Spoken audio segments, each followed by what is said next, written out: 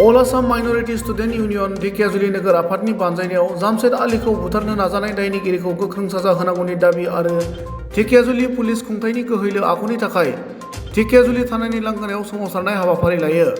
मख'नो गोनांदि थांनाय 20 अक्ट'बर खालारखालि दुर्गा फुजानि रंजानाय समावनो ढेकियाजुलिनि 2 नं वार्डनि थागिरि जामशेद आली मुंनि सासे ई-रिक्सा सालायग्राखौ दुथां सुबुंफोरा गाग्लोबनाय जाथायाव गोब्राब जोखोम जानानै थैनायजों जुजिनो गोनां जायो। जामशेद आलीखौ बुनाय जाथायनि सायाव 22 अक्ट'बरखालि नखरनि सुबुङा मोनसे गसर थिसनदोंमोनब्लाबो दिनैसिम 25 सान बारलांब्लाबो सासेबो दायनिगिरिखौ हमनो हायैयाव आमसुआ ढेकियाजुलि थानानि लांगोनायाव धरनानि हाबाफारि लायो। बे धरनानि हाबाफारियाव आमसुनि गाहाय नेहाथारि इम्तियाज हुसैन, ढेकियाजुलि नोगोर आमसुनि दैदेनगिरि मावथि सोद्रोमा आरो ओनसोलनि गोबां रायजोफोरा बाहागो लानानै जामशेद आलीखौ बुथारनो नाजानाय दायनिगिरिनि सायाव थाबैनो गोख्रों राहा लानांगौ होनना दाबि दैखांनानै ढेकियाजुलि सार्कोल मावख'नि मावख'गिरिनो गांसे गोसोखांलाइ गथायो। गुबुन फारसेथिं बे धरनानि हाबाफारियाव मिरु आमसुनि गाहाय नेहाथारि इम्तियाज हुसैना बाहागो लानानै खौरांगिरिनि सिगाङाव ओरैबायदि बुङो। সেই গুণ্ডাসকলে আকৌ মুক্ত বিচৰণ চলাই আছে, ইয়াত ঠাট্টা মস্কৰা কৰাই আছে, আৰক্ষী প্ৰশাসনৰ লগতে ৰাইজক বুঢ়া আঙুলি দেখাই আছে যে আমাক কি ডাল কৰি দিলি। অৰ্থাৎ আজি আৰক্ষী প্ৰশাসন অপৰাধ নেকি, শক্তিহীন হৈ গৈছে নেকি? কি এনে অদৃশ্য শক্তি আছে যে এই ঢেকিয়াজুলিত এটাৰ পাছত এটা ক্ৰাইম কৰি থকাৰ পাছত এটা পাছত এটা কণ্ট্ৰাক্ট সৃষ্টি কৰি থকাৰ পাছত সাম্প্ৰদায়িক এটা পৰিৱেশ সৃষ্টি কৰি থকাৰ পাছত সেইসকল ব্যক্তিক আজিলৈকে কৰায়ত্ব কৰিব পৰা নাই কিয়? তেওঁলোকে যদি কৰায়ত্ব কৰিবলৈ পৰা নাই, CRPCৰ প্ৰভিজন অনুযায়ী ৰাইজৰ হাতত দায়িত্ব দিয়ক, আমি তেওঁলোকক আনি কাৰণে গতাই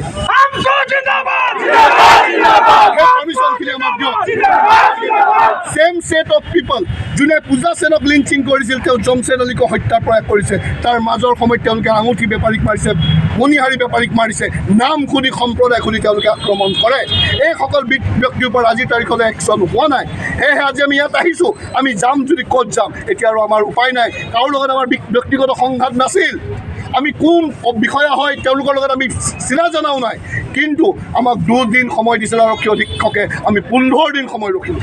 15 দিন সময়ৰ ভিতৰত আমি ক'ব আহিছোঁ ইয়াত দণ্ডাধীশৰ ওচৰত 24 ঘণ্টাৰ ভিতৰত সেই গুণ্ডাবিলাক, সেই কণ্ট্ৰাক্টবাদীবোৰক যদি কৰায়ত্ব কৰি ৰঙা ঘৰৰ ভাত নোখোৱাই, তেতিয়াহ'লে অহাকালি কিন্তু আমি আদালতত মোকাবিলা কৰিম। আমি আদালতত যাম আৰু তেওঁলোকে এই কথা আদালতত জনাব লাগিব। আৰু লগতে ক'ব বিচাৰোঁ, কি অদৃশ্য শক্তি আছে। অশোক সিংঘল ডাঙৰীয়া, আপুনি নিৰ্বাচন কৰি গৈছে, আপুনি পলিউশ্যনৰ কথা ক'লে, আপুনি সাম্প্ৰদায়িক কথা কয়, আপোনাৰ জ্ঞান, আপোনাৰ ভাৰসাম্য চাগে হেৰাইছে। আপুনি নিজৰ সমষ্টিৰ ওপৰত আপুনি কিয় সময় দিবলৈ পৰা নাই? আপুনি জানে নে নাজানে আপোনাৰ সমষ্টিত এনেধৰণৰ কণ্ট্ৰাক্ট চলি আছে, এনেধৰণৰ উগ্ৰপন্থী কাৰ্যকলাপ চলি আছে, আপুনি নিমাত কিয় হৈ আছে? নে আমি বিশ্বাস কৰিবলৈ বাধ্য হ'ম যে এইসকলৰ পিছফালে যি শক্তিটো অদৃশ্য শক্তি আছে, যোনে সংৰক্ষণ দি আছে, যোনে আৰক্ষী প্ৰশাসনৰ হাত ভৰি বান্ধি ৰাখিছে, সেইজন ব্যক্তি আপুনি? যদি নহয়, আপুনি অহা 24 ঘণ্টাৰ ভিতৰত ঢেকিয়াজুলিত চলি থকা এই সন্ত্ৰাসবাদীৰ ওপৰত আপুনি স্পষ্টীকৰণ দিয়ক। অন্যথা কিন্তু আমি প্ৰত্যেকখিনি কথা বিভিন্ন মঞ্চত আপোনাৰ নামটো উত্থাপন কৰিবলগীয়া হৈছে। আমি প্ৰতিবাদ কৰি থাকোঁ, কিন্তু আমাৰ সমাধান সূত্ৰ আমি বিচাৰি নাপাওঁ, আমি ৰিলিফ নাপাওঁ।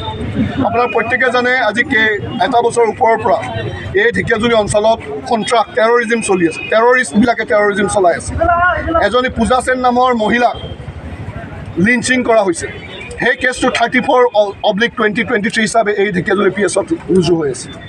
এজনী মহিলাৰ ওপৰত আক্ৰমণ কৰা হৈছে, লগতে তেওঁৰ বন্ধু এজনৰ ওপৰত আক্ৰমণ কৰা হৈছে, মৰেল পলিচিং কৰা হৈছে। সেইসকল কিন্তু অভিযুক্তক আজিৰ তাৰিখলৈকে মুক্ত আকাশৰ তলত ঘূৰি ফুৰিলে বুঢ়া আঙুলি দেখায় আৰক্ষী প্ৰশাসনক। আৰক্ষী প্ৰশাসন নিমাত। তাৰ পাছত সেইসকল গুণ্ডা, সেইসকল সন্ত্ৰাসবাদীয়ে ঢেকিয়াজুলি অঞ্চলত বিভিন্ন কণ্ট্ৰাক্ট চলাই আছে। কেতিয়াবা মণিহাৰী বেচা মানুহৰ নাম সুধি আক্ৰমণ কৰে, কেতিয়াবা আঙুঠি বেচা মানুহক নাম সুধি আক্ৰমণ কৰে। তেওঁলোকে চৰম সীমা অতিক্ৰম কৰি যোৱা 20 অক্টোবৰ 2023 তাৰিখে এজন জামশেদ নামৰ এই ঢেকিয়াজুলি মছজিদ পট্টিত থকা ল'ৰা এজনক খেদি অমানৱীয়ভাৱে জন্তুৰ নিচিনা মাৰপিট কৰি চোকা অস্ত্ৰৰে মাৰি তেওঁক হত্যাৰ প্ৰয়াস চলাই তেজেৰে লুতুৰি পুতুৰি হৈ তেওঁ প্ৰথমে প্ৰাণ ৰক্ষা কৰিছে। তেওঁ যে বাচি থাকিব সেয়াও আমি চিয়ৰ নহয়। তেওঁৰ কেছটো এই ঢেকিয়াজুলি PSতে 307 অৰ্থাৎ এটেম্প টু মাৰ্ডাৰৰ নিচিনা ছেকশ্যনত ৰুজু হৈছে। ৰুজু হোৱাৰ পাছতো আজিৰ তাৰিখলৈকে তেওঁলোকৰ ওপৰত একো ব্যৱস্থা লোৱা হ'ল। সেই একেকেইজন ব্যক্তি সন্ত্ৰাসবাদী। প্ৰায় 10 দিন যোৱাৰ পাছত মই যেতিয়া সেই পৰিয়ালক খবৰ ল'বলৈ আহিলোঁ, তেতিয়া মই এই থানাত সোমাই গৈছোঁ। সোমাই যাওঁতে সেইসকল অভিযুক্ত ইয়াত মুক্ত বিচৰণ কৰি আছে। আমি এই আৰক্ষী বিষয়াক গৈ কাৰণে জনাইছোঁ যে one of the accused is outside, he is roaming outside. তেওঁৰ নাম কিবা ৰাৱত। তেওঁৰ কথা বতৰাত লাগিল যে তেওঁ অভিযুক্তৰকৈ বেছি তেওঁ মানে আমাৰ ভিক্টিমৰ লগতকৈ বেছি আছামীৰ লগতহে তেওঁ আছে এনেধৰণৰ আমি এটা অনুভৱ হ'লোঁ আৰু লগে লগে আমি তেওঁৰ পক্ষ আমি বাদ দিলোঁ আৰু বাদ দি আমি কৈছোঁ যে আমি তেজপুৰত আমি থকা আৰু আমাৰ আয়ুক্তৰ ওচৰত জিলা আয়ুক্তৰ ওচৰত আমি বহিলোঁ জিলা আয়ুক্তক আমি এখন স্মাৰক পত্ৰ প্ৰদান কৰিছিলোঁ 1 তাৰিখে জিলা আয়ুক্তক স্মাৰক পত্ৰ দিয়াৰ পাছত সেই স্মাৰক পত্ৰ সেই মেমৰেণ্ডামখন অতিৰিক্ত আয়ুক্ত পংকজ বৰাদেৱক ফৰৱাৰ্ড কৰি দিছিল পংকজ বৰাদেৱে ফৰৱাৰ্ড কৰি দিয়াৰ লগে লগে আমাক আৰক্ষী অধীক্ষকৰ ওচৰত যাব দিলে আমি আৰক্ষী অধীক্ষককো এখন স্মাৰক পত্ৰ দিলোঁ আৰক্ষী অধীক্ষকক স্মাৰক পত্ৰ দিয়াৰ পাছত তেওঁ আমাক ক'লে এতিয়া চিন্তা কৰিব নালাগে মোৰ হাতত কেছটো আছে 48 ঘণ্টাৰ ভিতৰত তেওঁ একশ্যন ল'ম বুলি কৈছে ষ্টনছ একশ্যন কিন্তু প্ৰায় 11-12 দিন পাছত ঘটনাৰ পাছত পিছদিনাখন আমি মঙলদৈত যোন চিকিৎসাধীন হৈছিল নিজৰ বায়েকৰ ঘৰত তেওঁৰ ঘৰত গৈ কাৰণে তেওঁৰ হস্পিটেলত গৈ আমি ষ্টেটমেণ্ট লোৱাটো আমি দেখা পাইছোঁ তাৰ ষ্টৰি ক'ব লাগে আমি কওঁ ল'ৰাজনৰ স্বাস্থ্য কেনেকুৱা বৰ্তমান আমি যিমানখিনি কৈছোঁ এতিয়া অলপমান ৰিকভাৰ কৰিছে বাট আপুনি ক'ব নোৱাৰে এনেধৰণৰ বহু ঘটনা গৈছে পিছত আকৌ ৰিলেপ্স হয় অৰ্থাৎ কিবা এটা হৈ যাব পাৰে কাৰণ এইটো মেজৰ ইঞ্জৰি হৈছে ঘাপ মাৰা ল'ৰাই নিজে দেখিছে মূৰত ঘাপ মাৰা এনেধৰণৰ ঘটনা কোন ক্ৰিমিনেল আছিল আমাৰ আয়ুক্তেছে পুলিচক কৈছে মিডিয়াৰ ওচৰত কৈছে তাৰপিছতে সেইসকল ল'ৰা আজি মুক্ত বিচৰণ কৰি আছে মই নাজানো 161 পোৱাৰ পাছত তাৰপাছত আৰু কিখিনি প্ৰাইমা ফেচি এভিডেঞ্চ থকাৰ পাছত পুলিচক কি লাগে যদি পুলিচে নিজে ট্ৰায়েল চলাম বুলি ভাবিছে কোৰ্ট বনাই কাৰণে তেতিয়াহ'লে পুলিচৰ কথা পুলিচৰ হাতত 161 ষ্টেটমেণ্ট থকাৰ পাছত প্ৰাইমা ফেচি এভিডেঞ্চ থকাৰ পাছত পুলিচে এৰেষ্ট কৰিব পাৰে কিন্তু পুলিচে যদি ভাবিছে আমি কোৰ্ট বনাই লৈ ইয়াত ট্ৰায়েল কৰি কোন দোষী নিৰ্দোষী ব্যৱস্থা কৰি 5 বছৰ পাছত তেওঁলোকক শাস্তি দিব এইটো পুলিচৰ কথা এডমিট হৈ আছে নেকি ল'ৰাজন এডমিট হৈ আছে নেকি এতিয়া ল'ৰাজন আমি যিমান দূৰলৈ জানো এডমিট হৈছে তেওঁ ইয়াৰ পৰা টুমুকীত ৰেফাৰ কৰিছিল টুমুকীৰ পৰা তেওঁ GMCত গৈছিল GMCত বহুত দিন থকাৰ পিছত যিহেতু দুখীয়া গৰীব ল'ৰা তেওঁৰ এজন বাইদেউক বিয়া দিছে মঙলদৈত বাইদেউৰ অলপমান বিত্তীয়ভাৱে অলপ সষ্টমভাৱে তেওঁৰ নিজত ৰাখি আকৌ মঙলদৈ এখন চিকিৎসালয়ত তেওঁ কিন্তু এতিয়া চিকিৎসাধীন হৈ আছে